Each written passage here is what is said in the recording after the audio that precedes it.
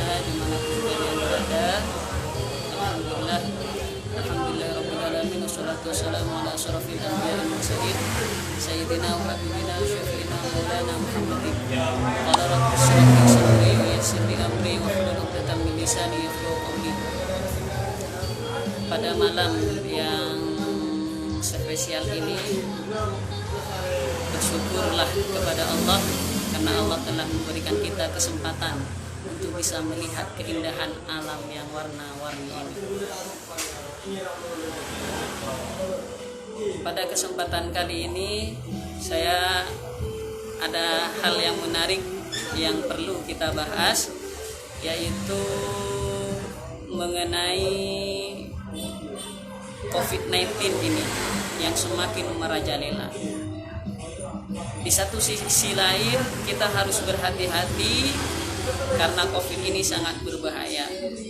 Di sisi lain dengan fakta di lapangan yang membuat kita ini semakin bingung dengan pemerintahan, bahwasannya ketatan yang ada itu seakan-akan fokus dalam satu agama, dalam satu kegiatan, contohnya kegiatan Idul Adha, Idul Fitri, dan semacamnya kegiatan-kegiatan. Itu di sisi lain yang membuat kita bingung dengan peraturan-peraturan COVID ini. Ada yang namanya PPKM juga, PPKM yang mana sangat-sangat menurut rakyat sangat-sangat merugikan rakyat, dan ini perlu kita bahas. Maka pada saat malam ini saya akan sempatkan bahas bersama, nanti saya akan live bersama yang mulia Ustaz Hamidullah, alumni Pondok Pesantren Darul Mustafa Yaman. Karena seperti yang kita ketahui bahwasannya masalah apapun di dunia ini, baik yang masalah dunia atau akhirat, kita perlu berbincang dan bermusyawarah kepada ulama. Jangankan di dunia, di akhirat pun ketika Allah Subhanahu wa taala memerintahkan kepada umat Islam yang masuk surga, ayo kamu meminta apa kepadaku sekarang wahai ahli surga? Maka ahli surga tidak langsung memutuskan, beliau terdahulu musyawarah kepada ulama. Musyawarah kepada ulama, akhirnya beliau semuanya umat Islam pergi ke ulama. Allah minta satu permintaan, apa yang harus kita minta? Maka musyawarah dulu kepada ulama. Maka kata ulama, mari kita bersama-sama, kalau permintaan itu satu, kita minta untuk memandang wajah indah Allah Subhanahu wa ta'ala. Maka sangat penting untuk bermusyawarah kepada orang alim, kepada ulama, lebih-lebih mempunyai ilmu. Maka pada malam hari ini saya akan meminta untuk guru saya Ustaz Hamidullah untuk bergabung membahas tentang COVID-19 yang seperti sekarang ini. Bagaimana sih pandangan ulama?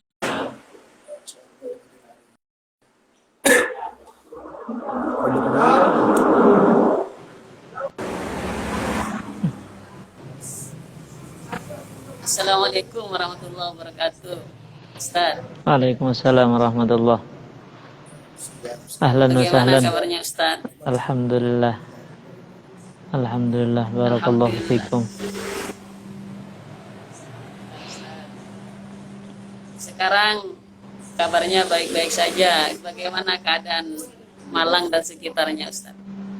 Alhamdulillah, di Malang PPKM juga ada, tapi kita lihat perkembangan dari awal sampai sekarang sepertinya untuk minggu-minggu ini alhamdulillah sudah berkurang, mungkin sudah membaik 60% membaik, sudah lebih baik dari yang sebelumnya alhamdulillah, sehingga orang-orang Islam, orang-orang saudara-saudara kita di hari Lebaran kemarin sudah 80% mengadakan sholat Idul Adha. Cuma sebagian masjid yang menjadi sorotan pemerintah, mereka lebih menghargai apa yang diminta oleh pemerintah, yaitu mentiadakan sholat Id. Tetapi alhamdulillah 80% masih melaksanakan sholat Id. Baik, itu yang kami ingin bahas sekarang ini Ustadz, tentang keadaan yang sangat mencekam seperti ini. Lebih-lebih kota saya, pulau saya itu Pulau Madura, itu sangat mencekam Ustadz. Ada yang satu sisi lain yang mengatakan bahwa ini adalah taun, bahwa ini adalah penyakit corona, dan alhasil begitu Ustadz. Jadi pandangan Ustadz bagaimana tentang keadaan seperti ini, lebih-lebih di Madura yang banyak orang sakit dan banyak orang-orang meninggal. Alhamdulillah ini Ustadz. Yang pertama, kita tidak boleh membenturkan di antara ta'un dan corona. Karena ta'un itu dalam bahasa Arab, kalau dalam bahasa kita adalah penyakit yang umum. Penyakit yang umum itu, setiap penyakit yang umum apapun itu dinamakan ta'un. Sehingga boleh kita menamakan orang yang banyak sakit perut, meninggal karena sakit perut, ya ta'un. Orang meninggal karena karena penyakit terjangkit virus corona, ya juga ta'un. Artinya ya sama saja kita mengatakan ta'un itu adalah sebuah jinsun min penyakit, tetapi corona itu adalah nau'un min ta'un, nau'un min ta'un. Jadi sama saja. Sebenarnya Ustaz, terus ini apa termasuk ta'un, apa termasuk corona, apa dua-duanya memang sekarang Allah turunkan Ustaz, seperti Allah turunkan dua penyakit sekaligus, yaitu corona dan kedua ta'un, apa seperti itu Ustaz? Lah, sekali lagi ta'un itu adalah bukan nama sebuah penyakit. Setiap penyakit yang umum itu namanya ta'un. Setiap penyakit yang umum itu namanya ta'un. Artinya corona juga termasuk ta'un. Sakit perut yang menjadi umum itu namanya juga ta'un. Jadi jangan dibedakan di antara ta'un dan corona. Yang membedakan itu hanyalah ta'un itu lebih umum daripada corona. Kullu corona yusamma ta'un wa laysa kullu ta'unin yusamma corona. Karena di dalam ta'un itu banyak sekali. Ada sakit perut, ada corona, ada ini, ada ini. Artinya apa? Corona adalah anaknya ta'un. Sama dengan manusia. Manusia adalah ada yang perempuan, ada yang laki-laki, ada yang mabaina laki-laki, ada yang khuntha. Nah, apakah yang laki-laki bisa dikatakan manusia? Ya sama, bisa. Perempuan dikatakan manusia, ya sama, bisa. Jadi ta'un itu manusia. Di dalamnya banyak macamnya. Ada corona, ada ini, ada ini. Setiap penyakit yang umum itu namanya ta'un. Berarti dapat disimpulkan Ustadz, berarti corona itu adalah salah satu jenis dari beberapa jenis-jenisnya penyakit ta'un. Ya, makanya ta'un itu adalah jenis. Di bawah jenis itu dalam ilmu mantik ada nau'. Nah, corona ini nau'un minat ta'un. Baik. Seperti di Madura ini Ustadz, banyak orang-orang itu menyikapi ini sangat-sangat keliru ini Ustadz. Ada ceritanya itu di Al-Madani, kafe terkenal di JK itu, kalau di Madura itu ada yang punya Al-Madani kafe ini Ustadz. Karena saking takutnya dari ta'un itu, beliau sakit, suami istri sakit, ternyata dijenguk, dan yang jenguk itu membahas tentang keadaan orang sakit dan orang mati di sekitarnya, sehingga beliau itu mati karena jantungan, karena saking khawatirnya terhadap keadaan seperti sekarang ini Ustaz. Jadi bagaimana caranya menyikapi kita tentang menghadapi masalah ta'un ini Ustaz? Sedikit agak panjang saya jelaskan, 2 menit atau 3 menit. Sebenarnya masalah ta'un itu bukan masalah corona, virus apapun. itu bukan sesuatu yang baru, bukan. Dulu sekitar zaman 600-700, di zamannya Ibnu Hajar, ada juga ta'un, ada yang sampai meninggal di zaman itu bahkan jutaan, setiap hari jutaan, ribuan, jutaan. Itu biasa, dulu di zaman dulu juga ada. Sehingga beliau Al-Imam Muhammad bin Hajar Al-Haytami, beliau mempunyai kitab namanya adalah Badlul Ma'un fi Fadli Ta'un. Beliau menulis kitab khusus ta'un namanya Badlul Ma'un fi Fadli Ta'un. Beliau menjelaskan bahwa di zaman beliau itu, bukan di zaman beliau, di suatu zaman, entah itu di zaman beliau atau sebelumnya, ada ta'un yang sehingganya dalam satu hari mencapai puluhan ribu orang, bahkan sampai jutaan orang yang meninggal dalam satu hari. Nah, sehingga di situ beliau menyebutkan pemimpin di zaman itu juga melarang masyarakat untuk berkerumun. Jadi kata-kata lockdown itu bukan sesuatu yang baru, dari zaman dulu juga ada. Dan itu ada kitabnya, bukan kita buat-buat, tidak. Harus bisa kita jumpai dalam kitab Badlul Ma'un. Sehingga banyak orang yang melanggar pada waktu itu. Orang-orang berkumpul bersama orang-orang yang soleh dan berdoa meminta kepada Allah untuk dihilangkan wabah pada waktu itu. Akhirnya kata Ibnu Hajar setelah berkerumun itu orang yang meninggal lebih banyak. Yang sebelumnya misalnya 1 juta menjadi 1,5 juta. Nah, jadi berkerumun itu memang tidak diperbolehkan sejak zaman dulu ketika ada ta'un.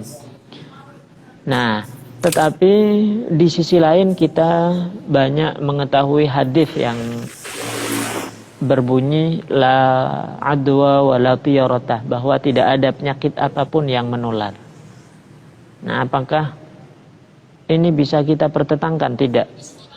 Karena dalam hadis lain kan Rasulullah makan bersama orang yang kena penyakit juzam. Padahal Rasulullah sendiri menyuruh firra minal majdum firaraka minal asad.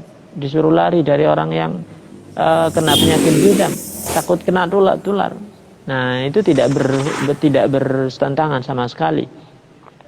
Sehingga bisa kita jawab begini, kata-kata menular itu untuk orang yang imannya tidak kuat, yang takut untuk akan menular, maka penyakit akan menular sesuai keyakinannya.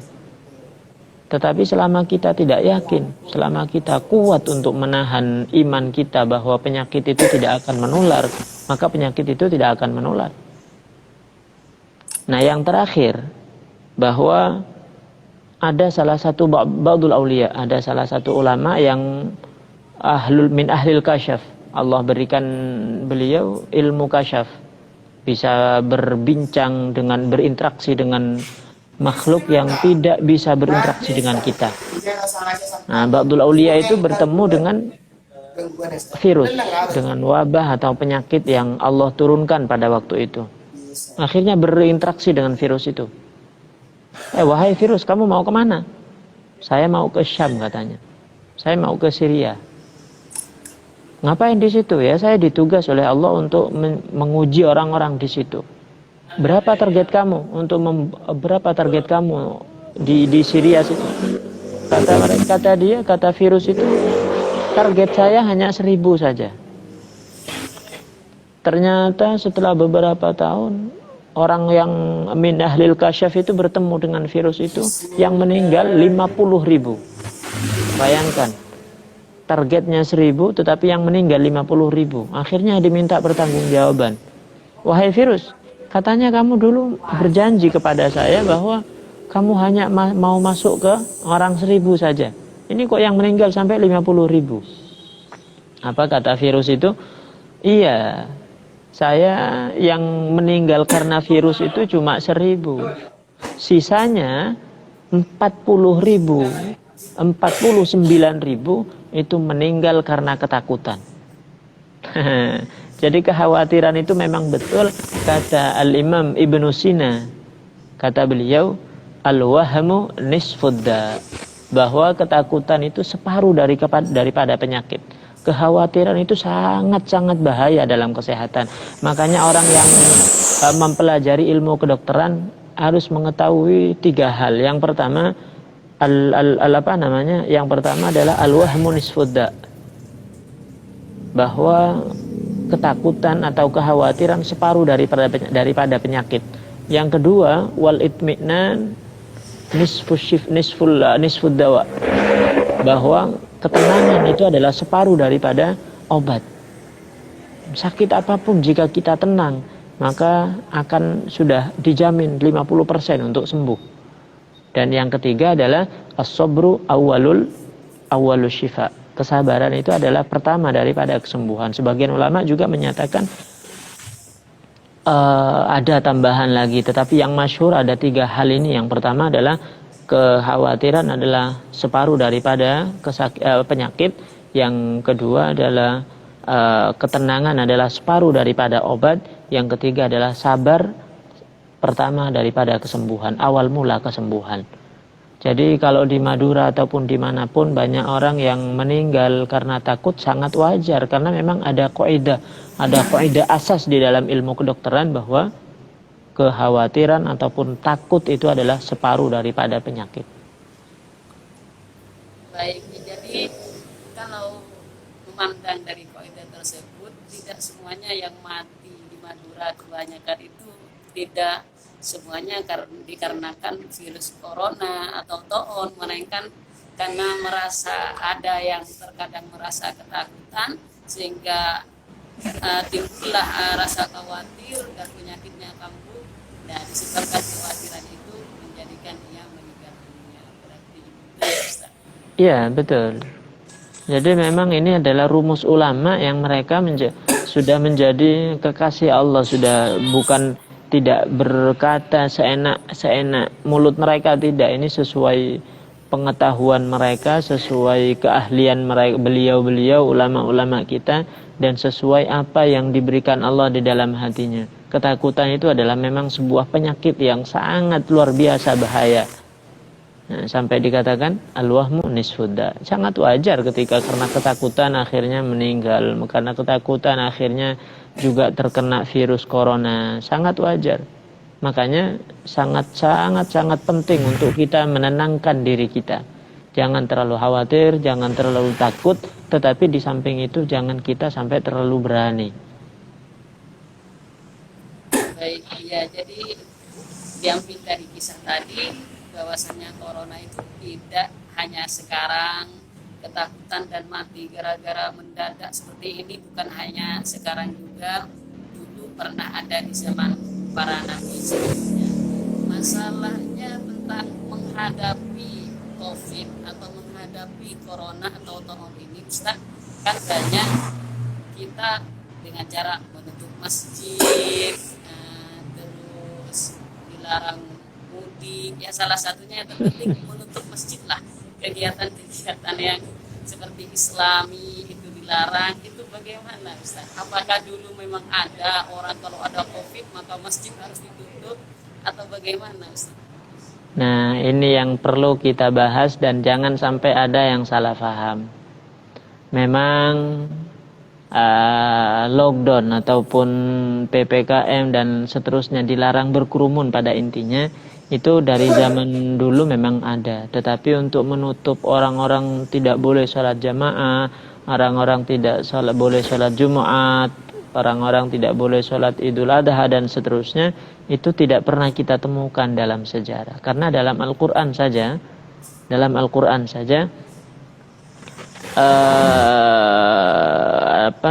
surah apa ya? Dalam surah Az-Zumar kalau tidak salah, wa alaisallahu bikafin abdah. Tidakkah Allah yang akan mencukupi hamba, semua hamba, bukan hanya Nabi Muhammad saja, tetapi semua hamba. Alaisallahu bikafin abdah. Bukankah Allah yang akan mencukupi atau yang mencukupi segala kebutuhan, yang akan mencegah segala kebahayaan? Itu Allah semuanya. Tetapi di terusan ayat itu adalah ayat wa yukhawifunaka billadzina min duni. Mereka akan menakut-nakutimu daripada selain Allah Subhanahu wa taala.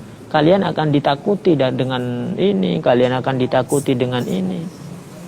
Nah, sehingga orang-orang sudah pas sekali di zaman ini kita lebih takut corona daripada takut Allah.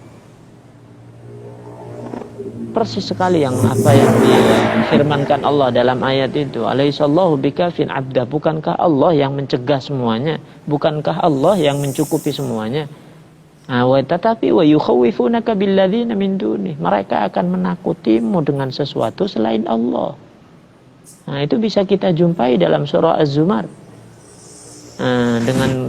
Di dalam ayat itu Allah sudah mengklaim dari zaman dulu bahwa mereka akan menakut-nakuti kita dengan apapun selain Allah Subhanahu wa taala.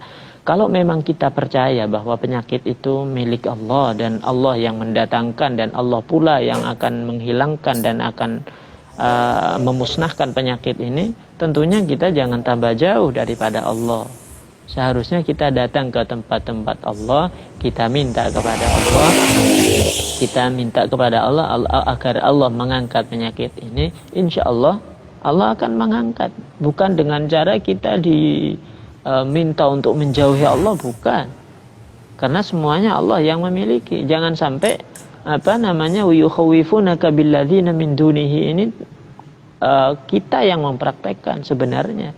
Tetapi apalah daya, kita hidup ini di negara yang dikuasai oleh undang-undang, dikuasai oleh hukum, sehingga kita tidak boleh tidak semampu kita harus kita ikuti hukum Allah selama kita mampu. Ketika bertentangan dengan hukum Allah dengan hukum negara, ya tentu kita harus mengikuti hukum Allah.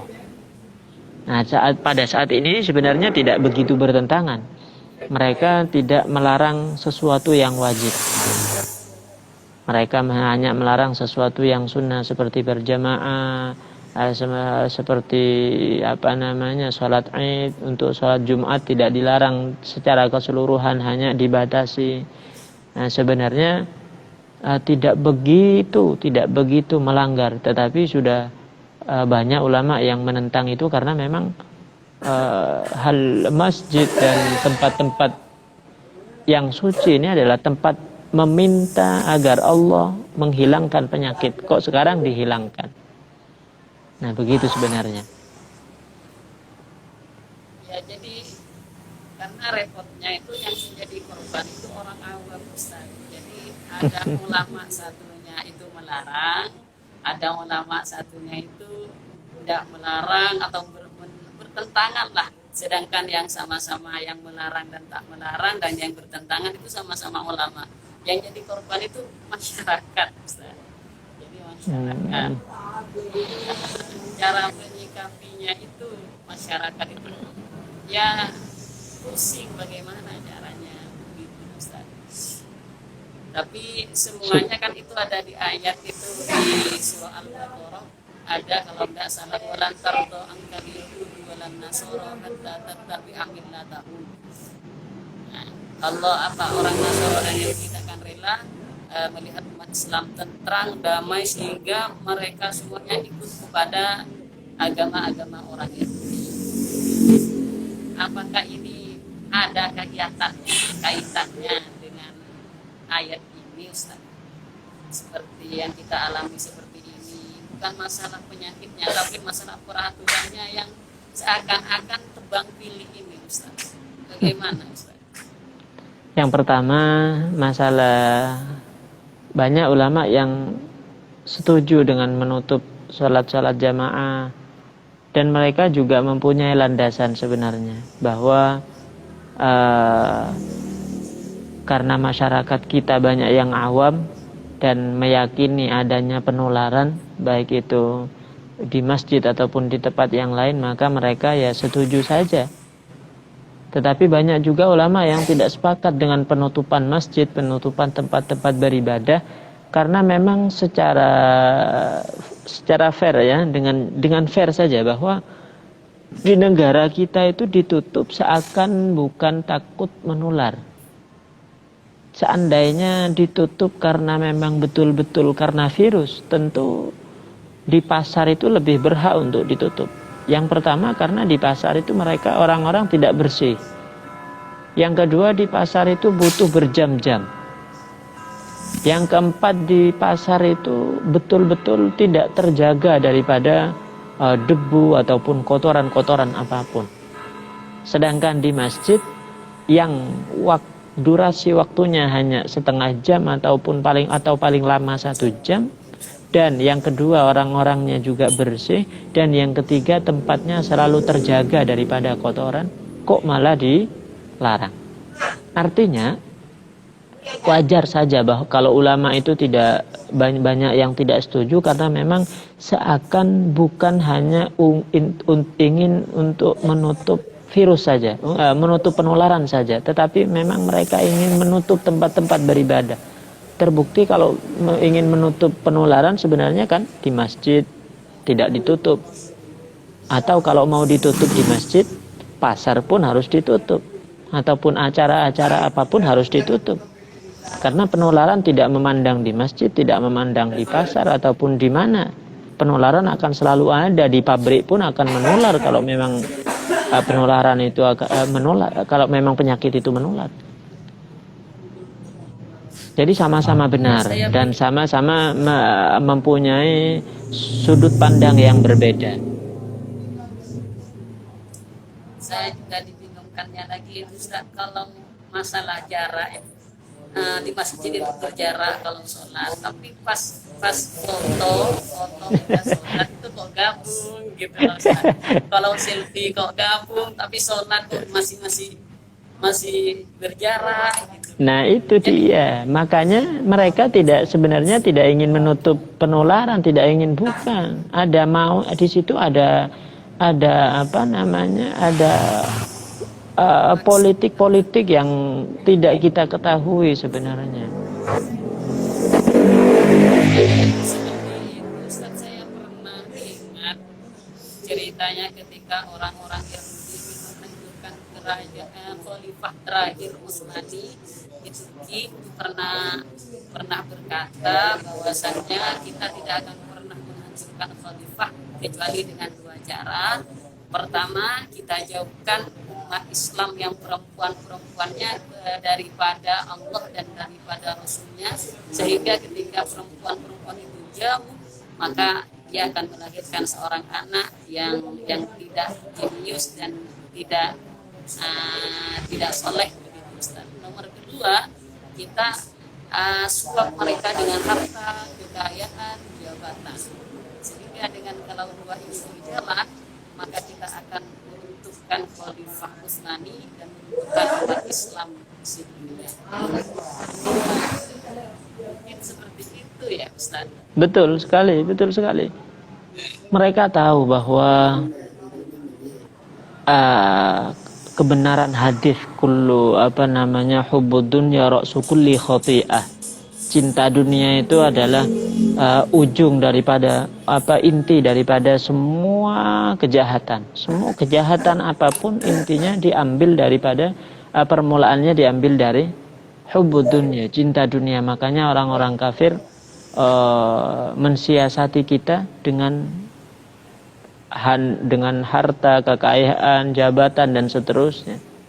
Karena mereka tahu bahwa kunci daripada semua kejahatan itu ada di situ. Dan itu sudah disabdakan 1400 tahun sebelum kita. Kullu hubbud dunya ra'su kulli khati'ah. Makanya Rasulullah dalam hadis lain kata Rasulullah, akhwafu ma akhafu alaikum minad dajjal, bukan 2 hal yang paling Rasulullah takuti, lebih takut daripada dajjal. Yang pertama adalah perempuan ini, yang kedua adalah harta benda ini. Karena dua-duanya itu adalah penyakit yang luar biasa. Kita tidak mampu untuk mengatasi 2 penyakit ini. Ketika sudah terkena perempuan, terkena harta benda, ini sangat sulit untuk kita kendalikan.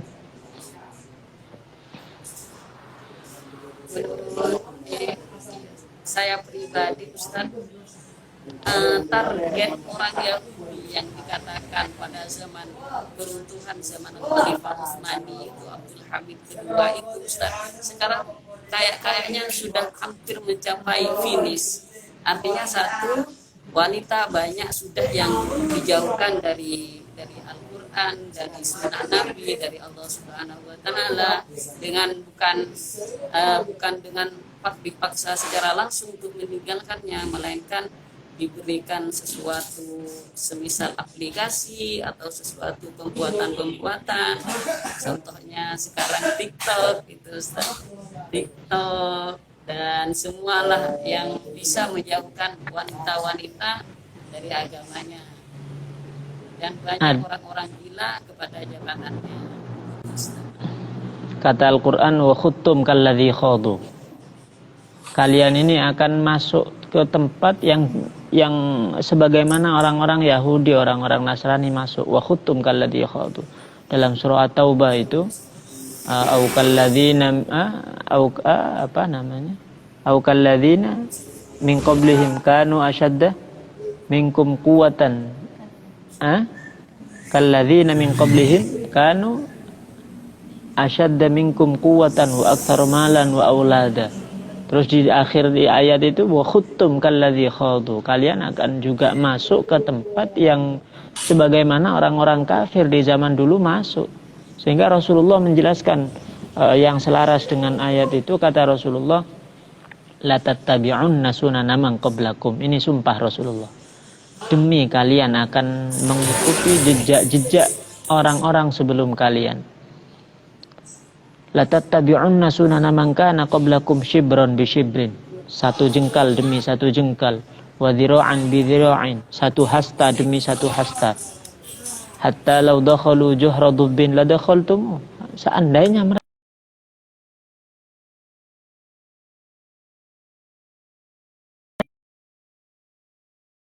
TikTok, ya orang-orang gak main TikTok, mereka main aplikasi-aplikasi yang tidak diridhoi dalam agama Islam, orang-orang kita juga main.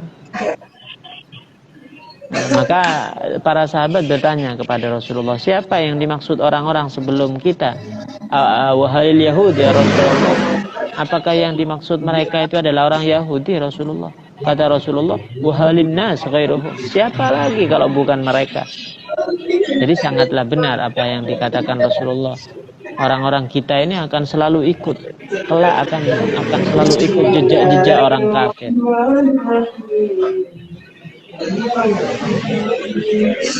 Ya, juga masalah itu Ustaz, PPKM itu Ustaz, yang PPKM yang berlaku sekarang yang diberitakan oleh pemerintah, banyak video-video beredar yang itu adalah fakta.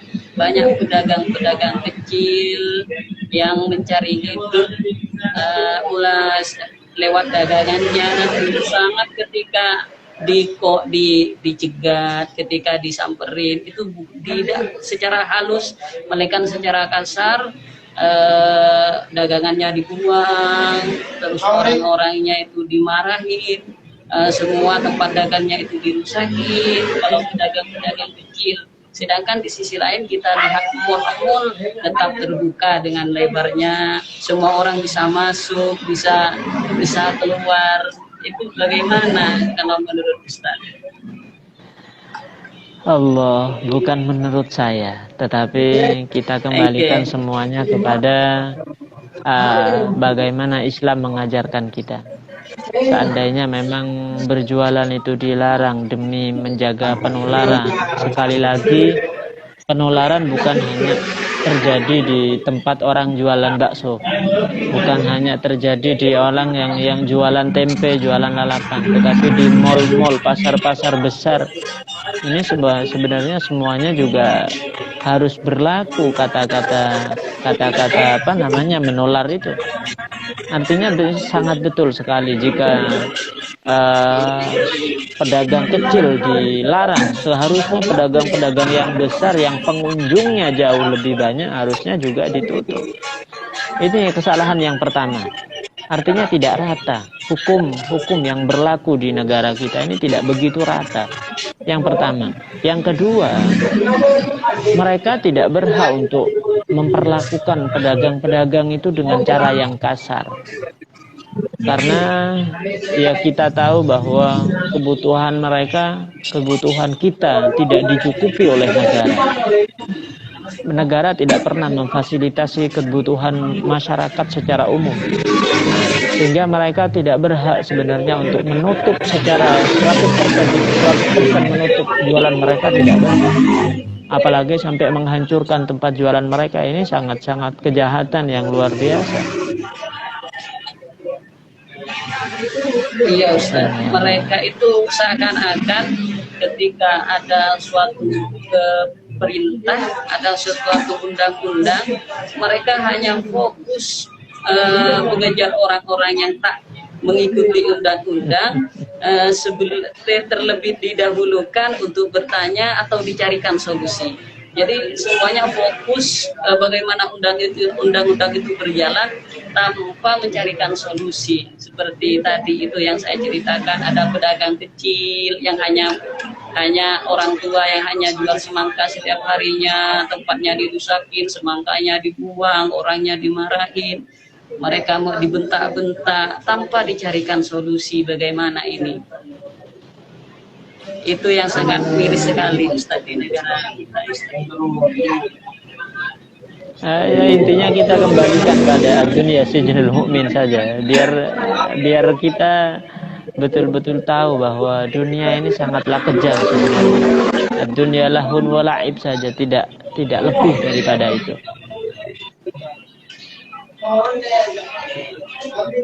Baik Ustadz, bagaimana ini motivasi dari Ustadz kepada kami lah, rakyat-rakyat lain, rakyat-rakyat seperti saya kecil dan semuanya mewakili rakyat-rakyat yang biasa untuk lebih bersabar hati dan menghadapi keadaan seperti ini Ustadz. Mohon motivasinya.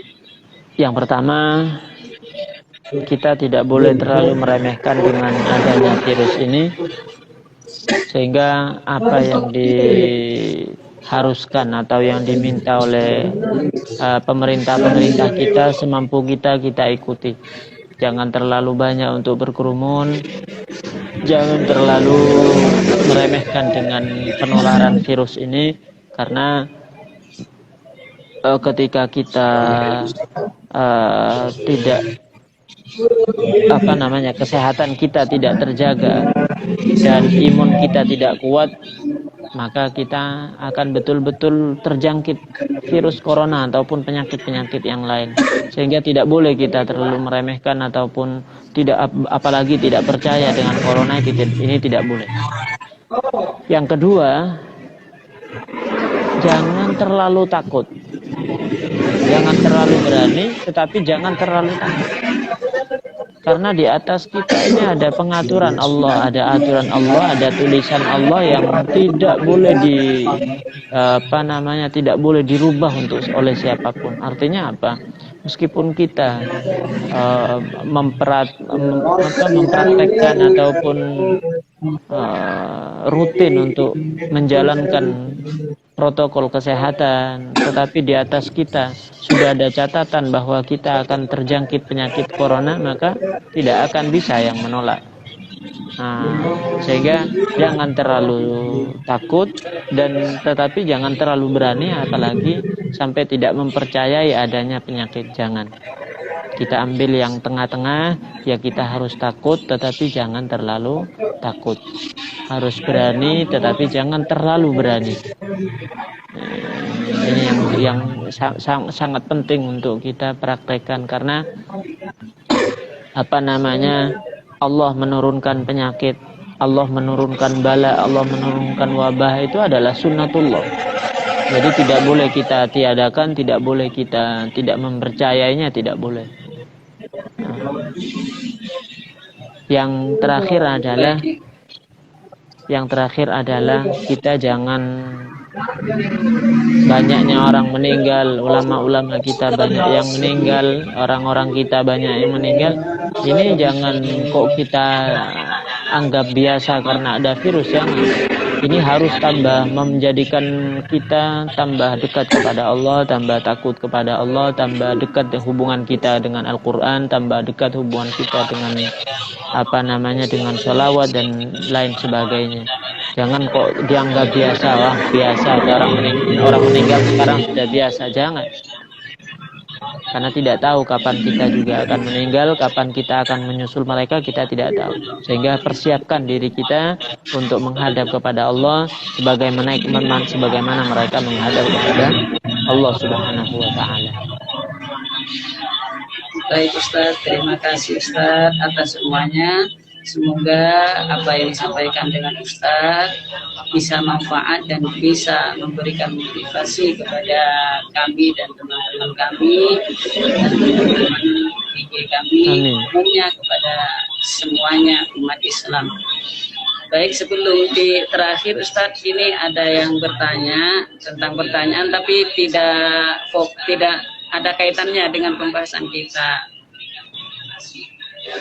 Itu tentang Ustadz, ada yang bertanya, disuruh tanyakan nanti kalau live itu tentang tahlilan. Kalau tahlilan dari 1 sampai 7 itu bagaimana katanya itu asal mulanya Ustadz? Oh, ada tahlilan 1 sampai 7 itu. Itu pertama Ustadz. Memang dalam Al-Quran tidak pernah Allah ajarkan. Wahai orang-orang yang beriman, ketika kiainya meninggal ditahlili 7 hari, tidak ada. Dalam hadis pun juga tidak ada. Tetapi dalam hadis ada seorang sahabat yang berkata begini kepada Rasulullah, ya Rasulullah, inna ummi iftatalat. Inna ummi iftatalat. Ibu saya itu nyawanya lepas, artinya meninggal. Seandainya ibu saya masih hidup, tentu ibu saya itu menyuruh saya untuk bersedekah, katanya. Apakah boleh saya sedekahkan dan hadiahnya saya hadiahkan kepada ibu saya, Rasulullah? Kata Rasulullah, qala na'am. Iya, sedekah saja. Nah, sedangkan yang terjadi di masyarakat tahlil 1, tahlil kedua, tahlil ketiga sampai 7 hari dan 40 harinya itu tradisinya adalah mengasih mereka makan dan hadiah pahala sedekah itu dihadiahkan kepada mayit. Memang dalam Al-Quran tidak ada, dalam hadis tidak ada, cuma dalam kurun setelah kurun para sahabat yaitu tabi'in, ada ulama yang namanya Umair bin Ubaid. Ada seorang tabi'in yang namanya Umair bin Ubaid, itu punya pendapat begini. Orang yang meninggal itu ada 2, kata beliau. Yang pertama orang mukmin, yang kedua ada orang munafik. Orang mukmin ini akan diuji dalam kuburnya selama 7 hari. Dan orang munafik akan diuji dalam kuburnya selama 40 hari. Nah, dari situ ulama-ulama di zaman tabi'in dan sampai zaman sekarang selama 7 malam ini mengadakan tahlilan. Hal itu karena orang mukmin akan diuji dalam kuburnya selama 7 malam, dan barang siapa yang mensedekahkan mereka atau mengirimkan hadiahnya Fatihah kepada mereka, hadiah tahlil kepada mereka, hadiah Yasin kepada mereka, maka ujian mereka dalam kubur akan lebih ringan. Begitu selama 7 hari. Sedangkan ada ulama yang juga Imam Tawus ini juga mempunyai pendapat seperti itu, bahwa orang mukmin akan diuji dalam kuburnya selama 7 hari. Maka dari itu ulama-ulama mengadakan tahlilan. Tetapi ini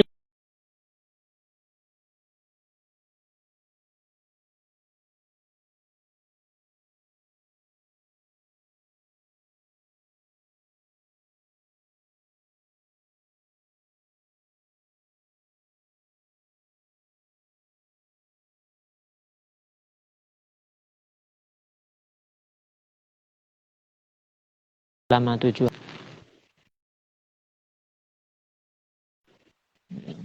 Jadi kalau berarti ada beberapa ulama yang berkomentari yang membahas tentang tahlilan-tahlilan ini. Yang jadi pertanyaan selanjutnya Ustaz, salah satunya ke ulama Umar bin Abid.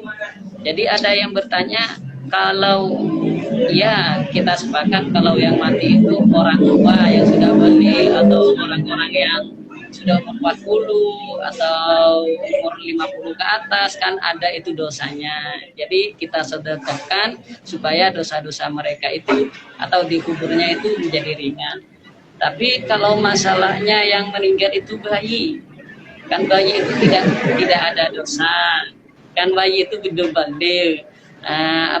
Dosanya belum dihitung sama Allah Subhanahu wa taala. Bagaimana itu? Kok ditahlili juga di kalangan-kalangan kita, mobil khusus di kalangan saya Madura, Ustaz. Bagaimana itu, Ustaz? Jangankan bayi, kepada Rasulullah saja kita hadiahkan. Allahumma ja'al wa awsil wa taqabbal thawaba ma qara'nahu. Pertama-tama kepada Rasulullah. Apakah Rasulullah butuh? Tidak. Nah, tetapi kita hadiahkan kepada Rasulullah dalam rangka apa? Untuk lebih mengangkat derajatnya Rasulullah Shallallahu Alaihi Wasallam. Karena derajat itu tidak ada batasnya. Sama itu dengan itu orang anak-anak kecil, anak-anak kita.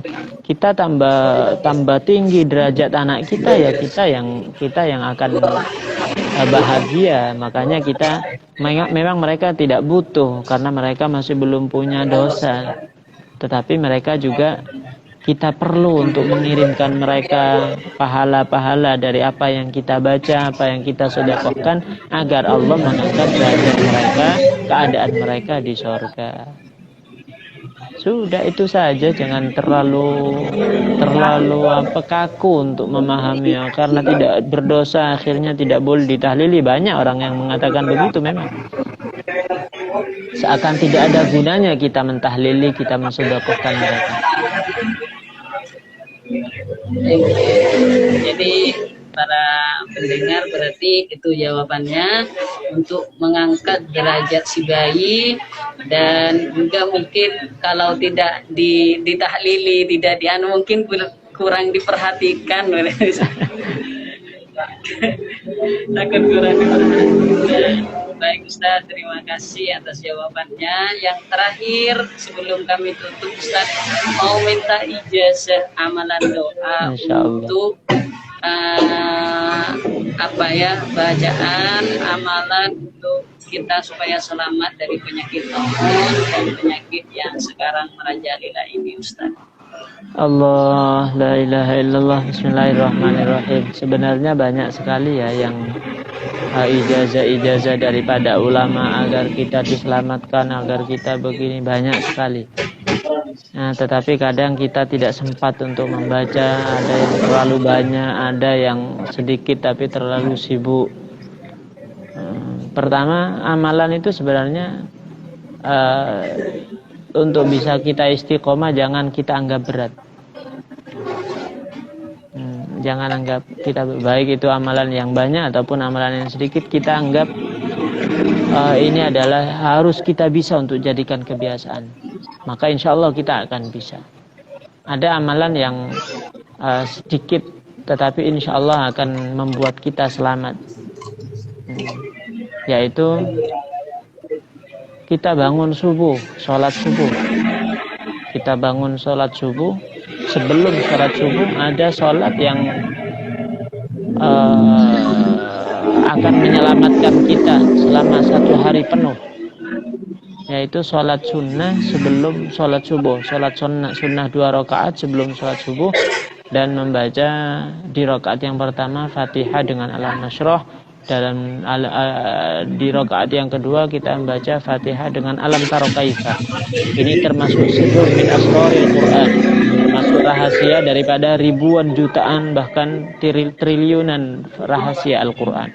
Allah menurunkan surah dalam Al-Quran itu hanya 2 saja yang Alam Nashrah dan Alam Tara Kaifa. Termasuk rahasianya itu dibongkar oleh sebagian ulama, katanya man shalla raka'ataini qabla subhi wa qara'a alam wa alam lam yusibhu dzalikal yaumi alam.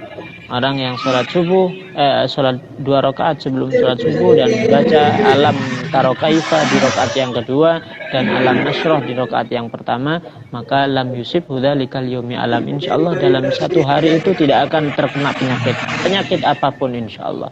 Sehingga kata ulama, orang yang sakit di hari itu hampir bisa dipastikan bahwa orang itu tidak sholat 2 rakaat sebelum sholat subuh dan membaca alam nasroh dan alam taro kaifa.